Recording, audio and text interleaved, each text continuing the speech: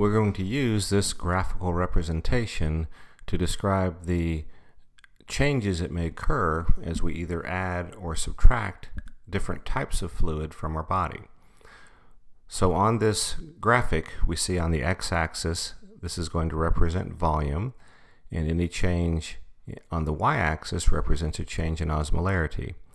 Notice we've divided the two compartments into the largest compartment of fluid, which is the intracellular fluid, and then also the extracellular fluid.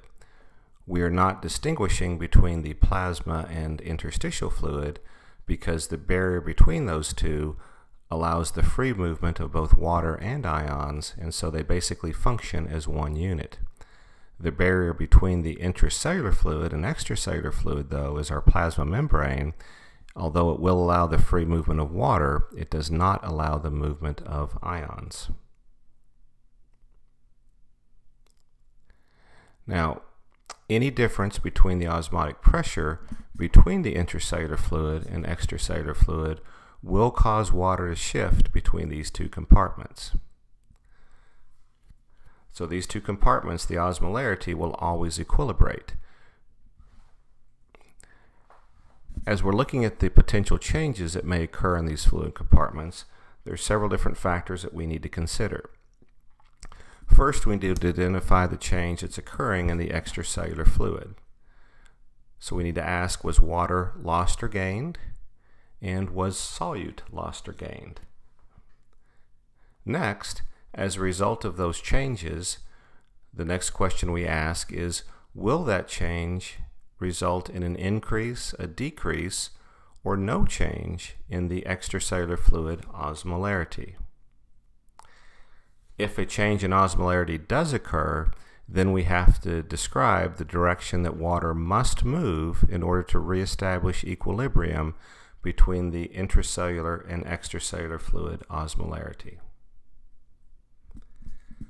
Let's first look at this system if we were to say we are losing an isotonic fluid. So if we're losing an isotonic fluid, notice we've shown this extracellular fluid compartment has decreased in volume.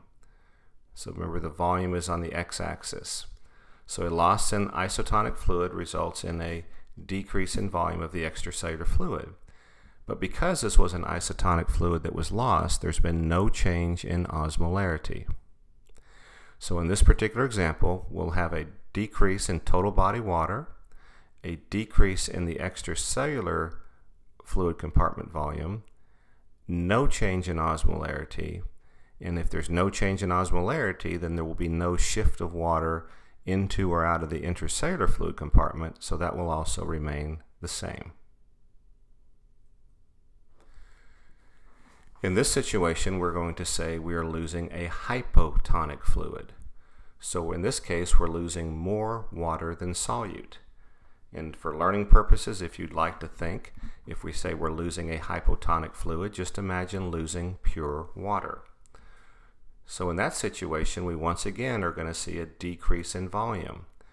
But notice in this case, because we've lost pure water, we are seeing an increase in osmolarity. And as a result of this increase in osmolarity, this has then set up a gradient across the cell membrane. Anytime there's a gradient in the solute concentration across the cell membrane, water is going to have to move. So in this particular situation, we can imagine this as being our cells being surrounded or bathed by a hypertonic fluid. So in order to try and equalize that out, we're going to see water moving from the intracellular fluid compartment to the extracellular fluid compartment. Now realize, as we're graphically depicting this, we're artificially breaking this down into very discrete steps. So here in this example, we're showing the extracellular fluid compartment osmolarity increasing and the ICF, the intracellular fluid compartment, being normal. And that again is just for instructional purposes. In reality, this is going to be more of a fluid dynamic system, but for learning, I think it's helpful to really break this down into very discrete steps. So we've said the fluid from the intracellular fluid compartment is going to then cross over and go to the extracellular fluid, and as a result, it's going to result in the osmolarity of those two compartments equaling out. But if we're going to describe what happens to each of these compartments, our total body water has decreased because we've lost fluid. Our extracellular fluid volume has decreased. The osmolarity has increased. And as a result, the fluid has left the intracellular compartment, and so we'll see a decrease in the intracellular fluid compartment as well.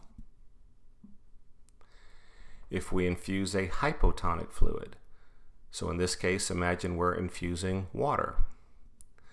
That's going to result in an increase in volume of our extracellular fluid, and notice that it's caused a drop in the osmolarity of the extracellular fluid compartment.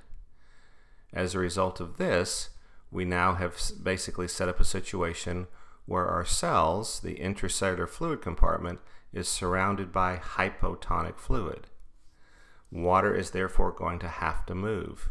And in this case, water is going to move into the cells. So overall, we've seen an increase in total body water, an increase in extracellular fluid, a decrease in osmolarity, and our intracellular fluid compartment has also increased. How about if we infuse a hypertonic fluid? In this case, we're increasing both volume and osmolarity.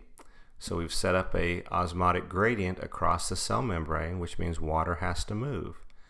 In this case, we can imagine our cells are surrounded by a hypertonic solution. And in that case, water is going to leave the cell, and it's going to result in the osmolarity overall equilibrating, but notice that we've equilibrated at a higher value. So the total body water has increased, the extracellular fluid volume has increased, osmolarity has increased, and our intracellular fluid volume has decreased.